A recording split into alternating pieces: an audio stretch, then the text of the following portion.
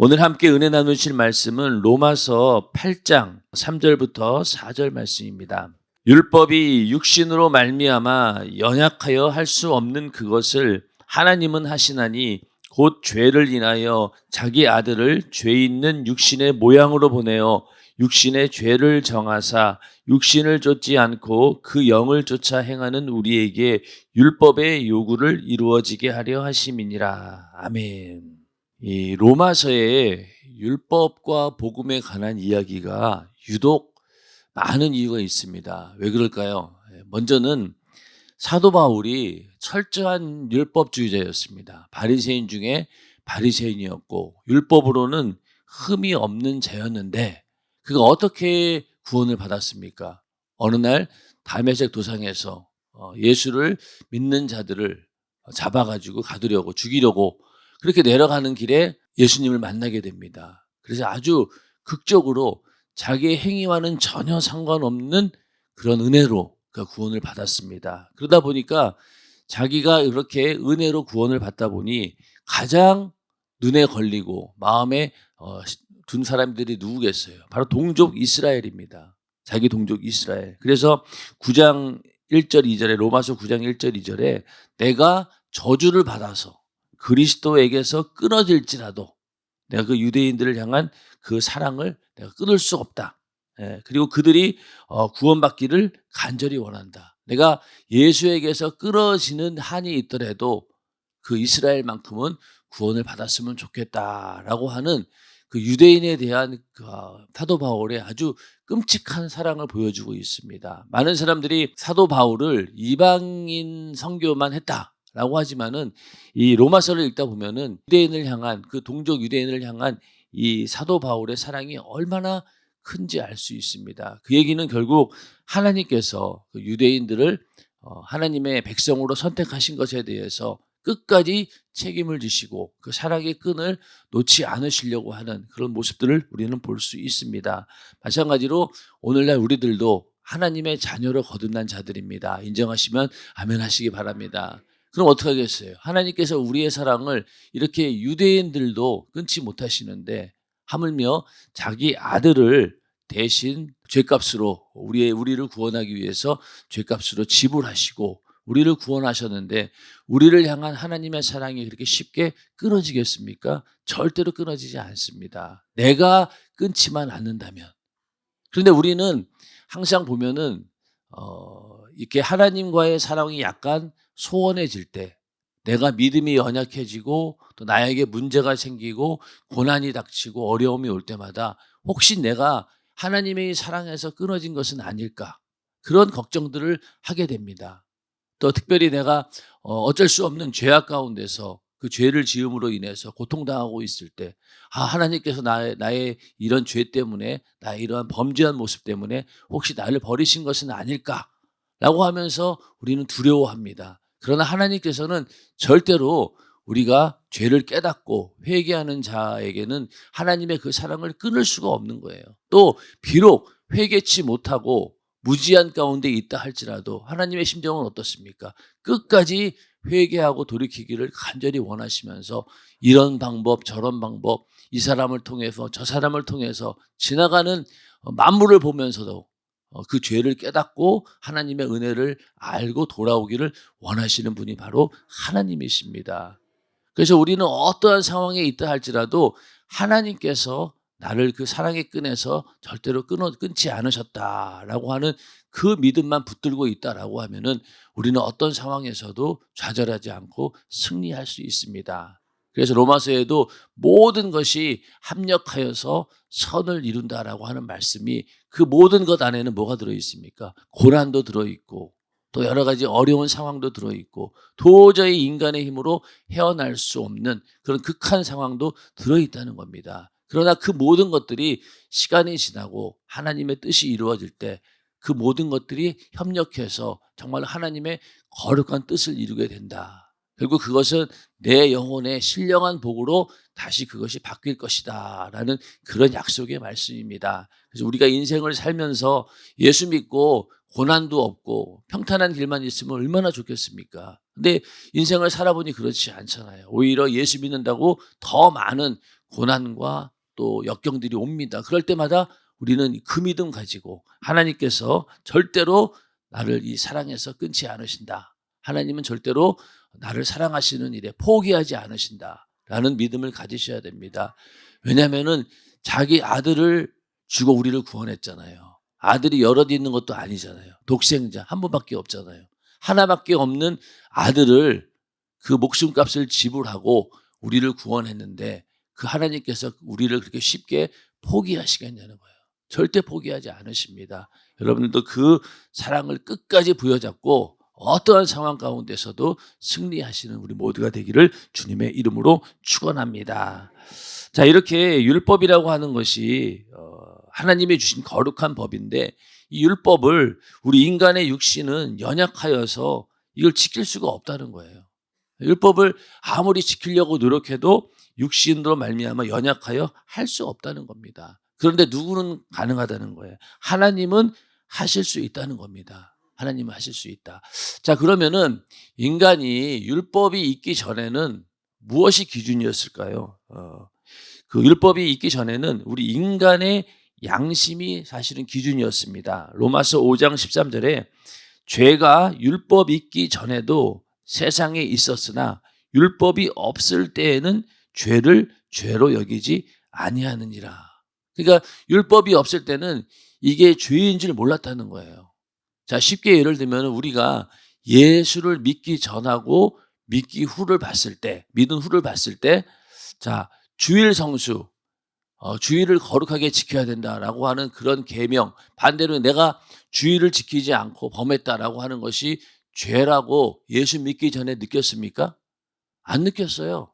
그냥 일요일이면 일요일이구나, 휴일이구나 알고 놀러 다니고, 그렇죠? 그리고 전혀 죄책감이 있었습니까? 오히려 야, 잘 쉬었다.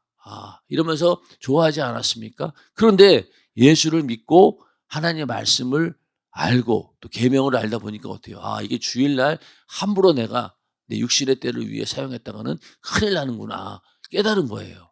그 전까지는 율법이 오기 전에는 전혀 죄로 깨닫지 못했던 것을 이제는 하나님의 율법을 통해서 깨닫게 되는 겁니다. 그래서 이 율법이 있기 전에 인간에게는 항상 그 양심이 그 증거가 되었다는 거예요. 로마서 2장 14절 15절에도 율법 없는 이방인이 본성으로 율법의 일을 행할 때는 이 사람은 율법이 없어도 자기가 자기에게 율법이 되라니. 그러니까 율법이 없을 때 그 많은 이방인들은 본성적으로 어떤 도덕이나 윤리 이런 것들로 인해서 그것이 자기들의 어떤 삶의 기준이 되었다는 겁니다. 그래서 어느 나라든지 어느 민족이고 어느 족속이든 간에 사람을 죽이는 것은 죄입니까 아닙니까? 살인하는 건 죄예요. 어느 나라든지 그것이 예외인 경우는 없습니다. 그런 것처럼 하나님의 율법이 있기 전에 인간에게는 그 양심상 그런 것들이 증거가 된다는 거죠. 그래서 15절에 이런 이들은 그 양심이 증거가 되어 그 생각들이 서로 혹은 송사하며 혹은 변명하여 그 마음에 새긴 율법의 행위를 나타내느니라. 인간의 양심이 어느 정도 하나님의 율법의 그 기능을 했다는 거예요. 그런데 인간의 양심이 문제가 되는 건 뭡니까? 이 양심의 기준이 변한다는 거예요. 자, 인간의 양심으로 만든 것이 바로 뭐냐면은 도덕과 윤리와 또 법입니다. 인간은 그 자기들의 양심의 기준에 따라서 법을 만들고 또 도덕이나 윤리의 체계를 만들어냅니다. 그런데 그 법이나 도덕이나 윤리가 시간이 지나면서 어떻게 해요? 변해요. 변합니다. 하나님 말씀이 아닌 인간이 정한 모든 기준들은 시대에 따라 변하고 또 사람마다 각자 달라요. 도둑놈들도 자기들이 훔쳐온 물건들을 야, 양심껏 나누자 이렇게 얘기하잖아요. 이미 훔쳐온 것 자체가 죄인데 그 가운데서 어떻게 양심적으로 나눈다는 게 이게 모순이잖아요. 그만큼 이 양심의 기준이라고 하는 것은요, 사람에 따라서 다르고 또 시대에 따라서 다른 겁니다. 그래서 하나님께서 우리 인간에게 율법을 주신 거예요. 그 율법의 기준을 가지고 그것을 통해서 너희가 이것이 죄다 아니다를 판단하라는 겁니다. 그래서 처음에는 그 양심의 시대였지만은 이제는 그 이후로는 율법의 시대가 다가왔고 지금은 어떤 시대입니까? 이제는 복음의 시대 또 은혜의 시대입니다. 율법 갖고는 완벽하게 우리를 구원할 수 없었던 거죠. 율법은 우리의 죄를 지적해주고 그 죄가 이렇다라고 하는 것을 드러내줄 뿐이지 그 이후로 우리의 그 죄에서 구원해줄 수 있는 능력은 없었다는 거예요. 그러니까 인간의 육신의 연약함 때문에 이룰 수 없는 겁니다. 자주 말씀드렸지만은 율법 자체는 선하고 완벽해요. 인간이 만약에 율법을 완벽하게 지킬 수만 있다라고 하면은요, 우리는 구원받을 수 있어요. 근데 뭐예요? 우리 인간의 육신의 연약함 때문에 우리는 율법을 이룰 수가 없는 겁니다. 그걸 우리가 인정해야 되는 거예요. 나는 절대로 율법으로 완전할 수 없다라고 인정하고 하나님의 은혜 안으로 들어오라는 겁니다. 이걸 여러분들이 간단한 이야기 같지만요, 굉장히 중요한 얘기예요. 왜냐하면은 하나님 말씀대로 살려고 노력하다 보면은요, 어느 순간에 우리도 이 바리새인들과 서기관처럼 내 행동으로 의로워지려고 노력하는 거예요. 그러다 보니까 내가 잘할 때는 신앙생활 열심히 할 때는 괜찮아요. 내가 주일도 잘 지키고 공예배도 잘 나오고 기도 모임 잘 나오고 나 정말 잘하고 있어. 이럴 때는요, 괜찮아요. 그런데 거기에서 조금만 내가 연약해지고 무너질 때는요, 그 다음부터는 돌아오지를 못하는 거예요. 그러니까 왜 우리도 보면은 주변에 이 완벽주의적인 성격을 가진 사람들이 있어요. 그 사람들은 조금이라도 내가 정한 그 질서가 흐트러지는 것을 견디지를 못해요. 그게 심해지면 어떻게 되냐면 정신병까지 됩니다.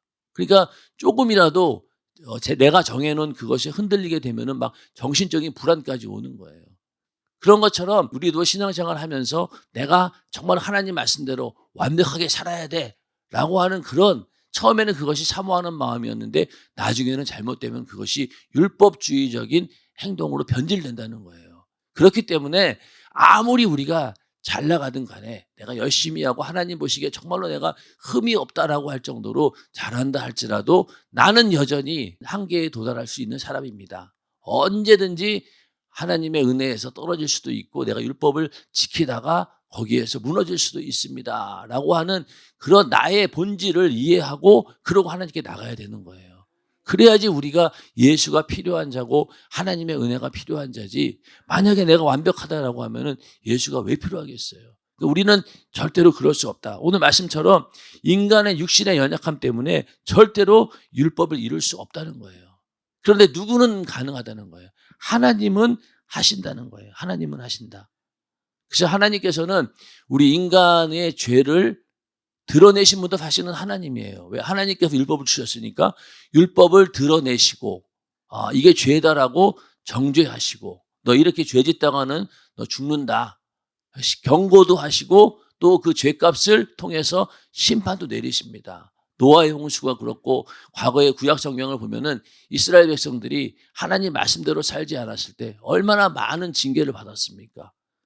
다른 나라에 포로로 잡혀가고 나라가 완전히 망해버리고 그런 일들이 얼마나 많았습니까? 그럼에도 불구하고 하나님께서는 그 이상의 일을 하신 거예요. 율법은 거기까지밖에 못해요.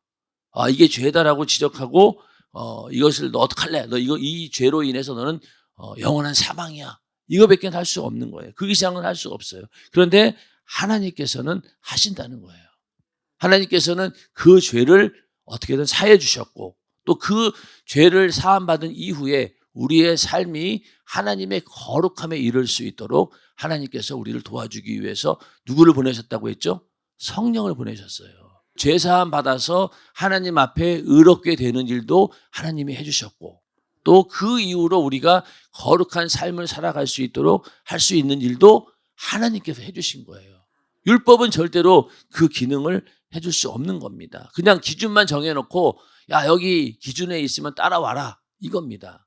자, 구약 시대에 안식일이 있었어요. 그 구약의 안식일은요, 우리 인간의 안식일이 아니에요. 하나님의 안식일이었어요. 하나님께서 천지 만물을 6째 날까지 지으시고 7째 날에 쉬신 거예요. 그러니까 하나님의 안식일이었고 하나님께서 영광 받으시는 안식이었습니다. 그런데 그 안식 안에 우리 인간이 들어갔을 때 하나님이 주시는 그 평안을 주신 거예요.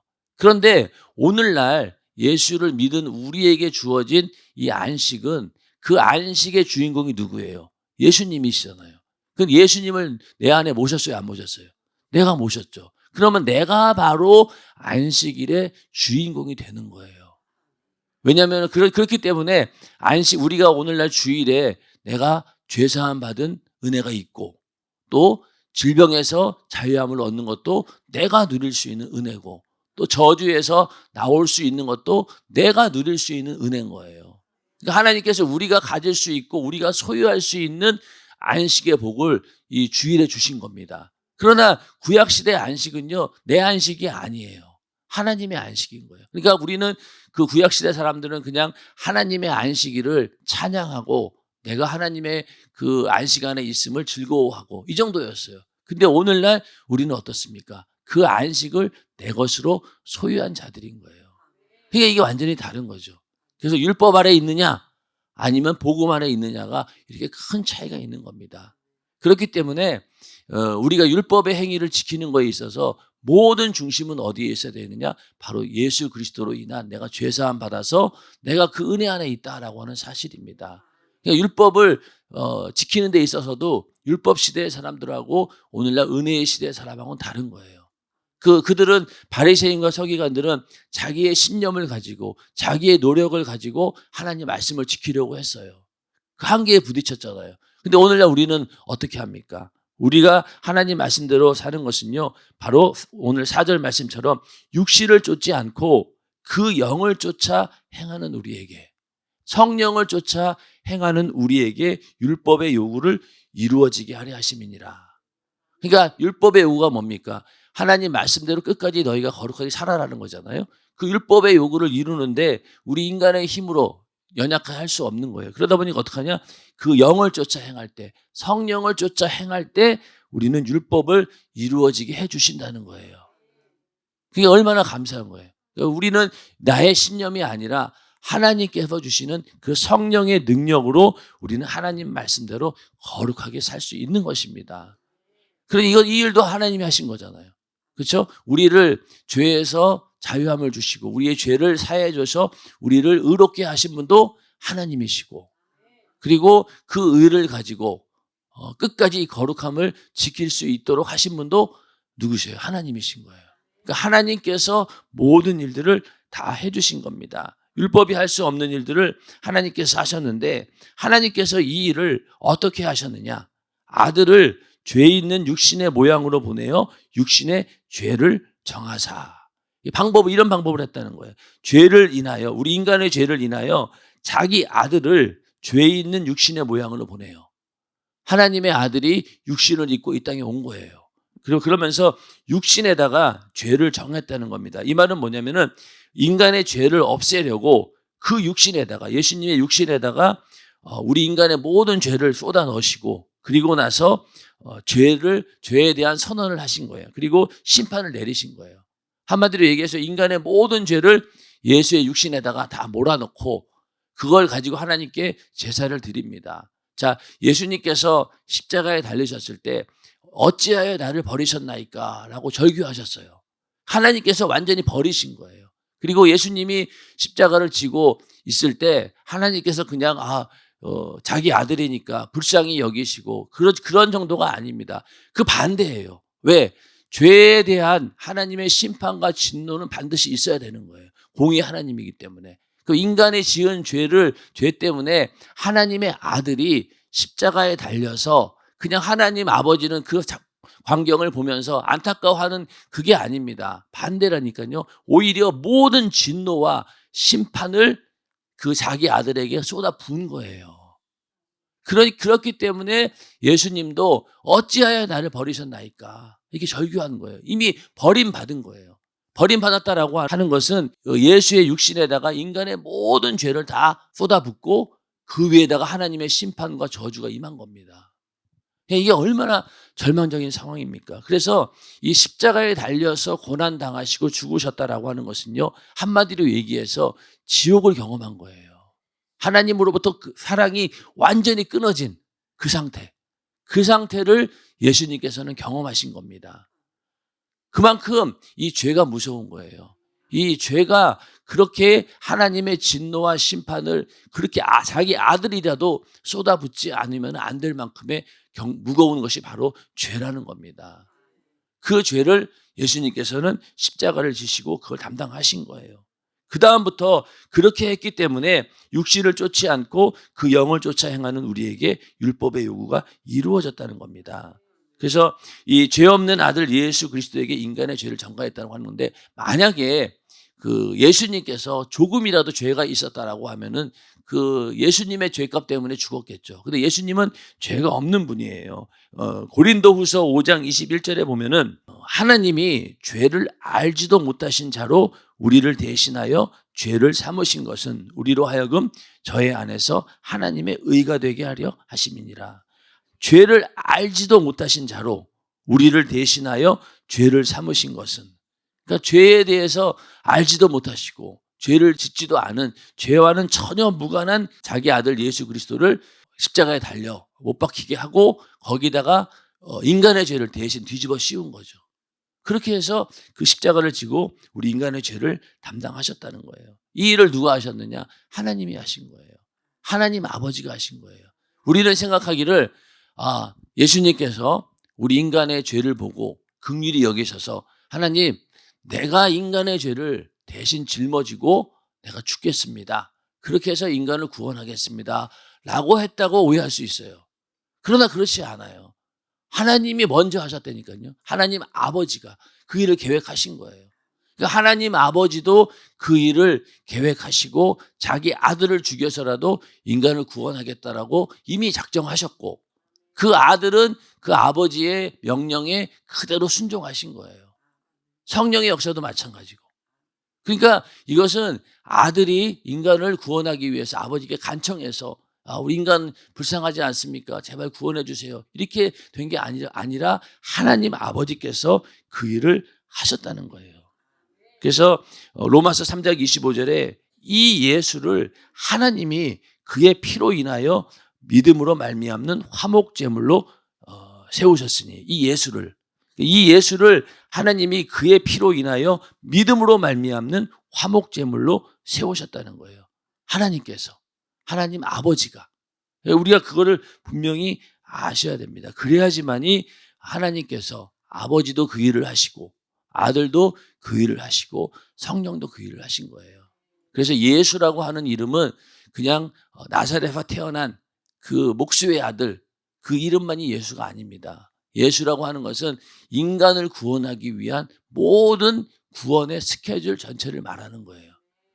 자, 우리가 그 회사에서도 어떤 일을 할 때 이 프로젝트라는 게 있잖아요. 그 프로젝트가 있으면은 그 안에 여러 가지 계획들이 들어갑니다. 이쪽 부서의 일도 들어가고 저 부서의 일도 들어가고 다 포함이 돼서 프로젝트라고 하는 것처럼 예수의 이름도 아버지의 계획, 또 아들은 어떻게 그것을 이루어낼 것인가, 그리고 그 이루어진 일들을 어떻게 또 인간에게 전하고 그것을 많은 사람들에게 전할 것인가, 이렇게 계획하신 게 바로 예수의 이름입니다. 쉽게 예를 들면은 영화가 있잖아요. 영화 한 편을 만들기 위해서는 어떻게 합니까? 먼저 작가가 시나리오를 쓰겠죠. 그래서 이제 구성을 합니다. 그 다음에 그 시나리오대로 배우들을 캐스팅하겠죠. 그래서 배우에게 역할을 맡기고 이제 대본 연습을 하고, 그러거나 실제로 이제 그 연기를 합니다. 그렇죠? 연기를 하면은 그거를 뭘로 담아요? 카메라로 담아요. 카메라로 다 담아가지고 나중에 편집을 해가지고 영화를 만들어서 동시 개봉을 합니다. 그러면 어때요? 그 영화 한 편이 전 세계에 그냥 뿌려질 수 있는 거잖아요. 그런 것처럼 하나님 아버지께서 마치 시나리오를 쓰시듯이 인간의 구원의 계획을 계획하시고, 그 아들은 그 대본대로 연기했던 그 배우처럼 그대로 하나님 말씀을 실현하신 거예요. 그리고 그 실현하신 내용을 누가 다 기억하고 있어요? 카메라에 담듯이 성령께서는 예수를 탄생하게 하실 때도 계셨고, 그렇죠? 고난당할 때도 계셨고, 공생애를 살 때도 계셨고, 죽음에서 부활하실 때도 성령께서 함께 하셨습니다. 그러니까 성령은 예수의 생애에 대해서 하나도 놓치지 않고 다 카메라처럼 담으신 거예요. 자, 그래가지고 그 카메라로 담은 내용을 나중에 누구에게 보여줬어요? 우리에게. 그러니까 성령을 다 받았어요. 그러면 신기하게도 성령 받는 순간부터 내 안에는 예수가 막 살아 꿈틀거려요. 그 전까지만 해도 전도할 때 약간 자신감이 없었는데 성령 받고 보니까 어떻습니까? 막 자신감이 생겨요. 마치 내가 직접 예수님의 생애를 본 것처럼. 그게 왜 그럴까요? 아버지와 아들의 그 계획과 그 생애가 성령으로 우리 안에 마치 필름 돌아가듯이 막 돌아가니까 그게 막 리얼하게 막 설명을 하는 겁니다. 그렇게 예수의 이름은 아버지와 아들과 성령 삼위일체 하나님이 함께 이루신 일이라는 겁니다. 그 일을 이루기 위해서 자기 아들을 대신 십자가에 매달아 살을 찢고 피 흘려 죽으시는 그런 하나님의 고통을 감당하셨던 겁니다. 그래서 이 십자가의 사건이라고 하는 것은요, 그 하나님의 공의와 또 하나님의 사랑이 동시에 실현된 거예요. 자, 하나님께서 만약에 인간의 죄를 그냥 간과하시고 야 없는 걸로 하자 그렇게 했다라면 어떻게 되겠어요? 하나님의 공의에 커다란 흠집이 생기는 거죠. 분명히 죄값은 사망이라고 말씀하셔놓고 왜 인간을 그냥 살려줍니까? 그렇게 얘기할 수 있잖아요. 마귀가 참소할 수 있어요. 그러니까 그런 하나님의 공의도 실현되어야 되고 또 하나님의 사랑. 아니 그러면은 하나님께서 인간들 저렇게 죄로 인해 죽는 것 그냥 두실 겁니까? 그러면서 어떻게 당신이 사랑이라고 할 수 있습니까? 그 가늠한 여인하고 똑같은 거예요. 가늠한 여인이 붙잡혀 왔을 때 하나님의 공의로는 돌로 쳐 죽여야 돼요. 근데 돌로 쳐 죽이면은 뭐가 또 문제가 되는 거예요. 하나님은 사랑이라고 하는 그게 또 문제가 되는 거예요. 그걸 동시에 실현한 게 바로 뭐냐? 예수 그리스도의 십자가의 사건입니다. 자기 아들을 대신 죽여서 하나님의 공의를 실현하시고 또 그로 인해서 인간을 구원하심으로 인해서 하나님의 사랑도 그대로 실현하신 거예요. 그러니까 마귀가 꼼짝 못하는 거예요. 거기에 대해서 한마디도 반론을 제기 못합니다. 그러니까 그대로 예수의 이름으로 명령할 때 이 악한 귀신들과 마귀는 떠나가는 거예요. 그런 권세를 누가 가졌다고요? 우리가 가졌어요. 그러니까 로마서 8장 1절 2절에도 그러므로 이제 그리스도 예수 안에 있는 자에게는 결코 정죄함이 없나니 이는 그리스도 예수 안에 있는 생명의 성령의 법이 죄와 사망의 법에서 너를 해방하였습니다. 이런 위대한 선포가 나오는 거예요. 이 선포에 대한 설명이 바로 3절 4절입니다. 오늘 읽었던. 그렇게 우리가 생명의 성령의 법이 바로 율법을 초월하는 율법을 완전히 보완시키고 그걸 완벽하게 만들어서 우리에게 적용시켜서 우리를 살리는 법으로 만들었다는 겁니다. 주님 말씀처럼 내가 율법이나 선지자나 폐하러 온 줄로 생각지 말라. 폐하러 온 것이 아니요 완전케 하려 함이로라. 진실로 너희에게 이르노니 천지가 없어지기 전에는 율법의 1.1핵이라도 반드시 없어지지 아니하고 다 이루리라. 이렇게 말씀하셨어요. 이 얘기가 바로 율법의 요구를 이루어지게 하신다는 겁니다. 자, 이 말씀을 어떻게 이루셨느냐면 먼저는요. 행동뿐만이 아니라 마음속으로 지은 죄까지 하나도 남김없이 다 찾아주셨어요. 그러니까 율법은 죄를 찾는 안경, 더 넘어서 현미경이 된 거예요. 완벽하게 아주 작은 죄까지 다 찾아내는. 그 다음에 예수님께서 어떻게 또 이루셨냐면은 죄사함의 복음을 전하셨어요. 인간들에게 이제 회개하라, 천국이 가까웠느니라 이러면서 죄사함의 복음을 전하셨습니다. 그러고 나서 인간의 죄를 대신 짊어지고 자기가 직접 십자가에 달려 죽으심으로 율법의 요구를 완벽하게 이루신 겁니다. 그러니 이제는 우리는 율법의 요구가 예수로 이루어졌다고 하는 사실을 믿음으로 인해서 그 의를 가지고 이제는 우리가 죄를 지었다 할지라도 율법으로 정죄를 받았다 할지라도 깨끗이 회개할 때 그 죄는 사라지게 되고 우리는 자유함을 얻게 되고 그러면서 또 그 의를 가지고 우리는 또 거룩함에 이르기 위해서 성령 충만한 신앙생활을 하는 겁니다. 그러니까 하나님께서 우리를 예수의 피로 의롭게 하셨다라고 하는 이 죄사함의 위대한 그 은혜는요. 이걸로 인해서 모든 게 다 해당이 되는 거예요. 자, 우리가 그냥 예수 믿고 내가 예수의 피로 구원받아서 의롭게 되었어. 이걸로 끝나는 게 아닙니다. 그 이후로 그 의를 이루어가는 거룩한 삶을 살기 위한 성령도 무엇을 근거로 해서 오시는 거예요.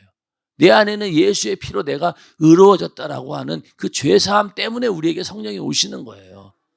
그러니까 내가 거룩함을 입고 하나님으로부터 의롭게 여김을 받는 것도 예수의 피로 되는 것이고 그 예수의 피의 공로로 말미암아 내 안에 성령이 오셔서 나를 거룩함에 이룰 수 있도록, 그러니까 영을 쫓아서 행함으로 인해서 율법의 요구를 이룰 수 있도록 우리를 만들어 주셨다는 거예요. 그래서 영원토록 내 할 말 예수의 피밖에 없네. 이 고백이 나오는 거예요. 모든 것은 거기에서 시작되는 거예요. 내가 예수 믿고 구원받아서 의로워지는 것도 예수의 피. 그리고 그 의로 인해서 성령 받는 것도 바로 예수의 피. 그래서 예수의 피만이 우리의 찬양의 제목이 되는 겁니다. 그래서 이제는 육신을 쫓지 않고 그 영을 쫓아 행하는 우리에게 성령을 쫓아 행하라는 거예요. 성령을 쫓는다라고 하는 것은 성령의 감동과 감화에 우리가 순종해야 된다는 거죠. 하나님 말씀에 순종하는 것, 그리고 성령의 감동과 감화에 순종하는 것. 이게 바로 신앙생활의 승리의 비결입니다. 그래서 이제는 우리는 예수로 인해서 율법의 요구가 우리 안에 이루어진 거예요. 그게 감사한 거죠. 그래서 그러한 능력을 가지고 오늘도 하나님께서 이렇게 모든 것을 베풀어 주시고 완벽하게 세팅을 해놓으셨어요. 우리는 그 안에서 은혜를 누리면서 이겨내면 되는 겁니다. 끝까지 이겨내시면 돼요. 절대로 좌절하시면 안 됩니다.